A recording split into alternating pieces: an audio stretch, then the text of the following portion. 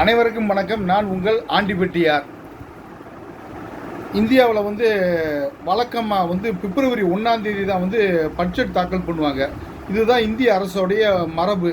இன்றைக்கி சண்டே ஞாயிற்றுக்கிழமையாக இருந்தாலும் கூட அதை மாற்றி அமைக்காமல், அந்த மரபு மீறாமல் மத்திய நிதியமைச்சர் அம்மையார், மாண்புமிகு நிதியமைச்சர் அம்மையார் நிர்மலா சீதாராமன் அவர்கள் இன்று பிப்ரவரி 1, 2026 அன்று பட்ஜெட் தாக்கல் பண்ணியிருக்காரு.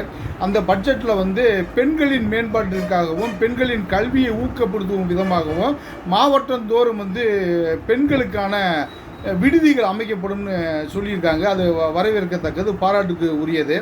மேலும் விபத்தால் இறப்பவங்கள், காயமடைந்தவங்களுக்கு விபத்து காப்பீட்டு தொகை அப்படின்னு சொல்லி விபத்து நிவாரண தொகைன்னு சொல்லி கொடுப்பாங்க. அதில் வரி பிடித்தம் பண்ணியிருப்பாங்க இது வரைக்கும்.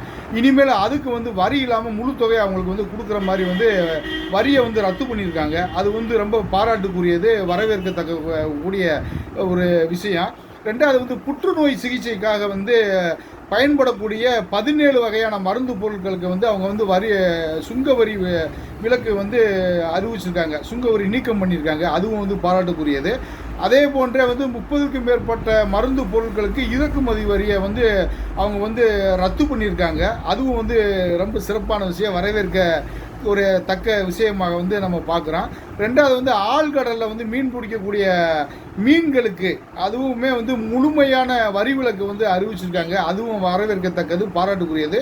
மேலும் குறிப்பாக ஒரு சிறப்பான பட்ஜெட்டு. அம்மையார் மாண்புமிகு நிதியமைச்சர் நிர்மலா சீதாராமன் அவர்களுக்கு இது 9வது முறையாக பட்ஜெட் தாக்கல் பண்ணுறாங்க.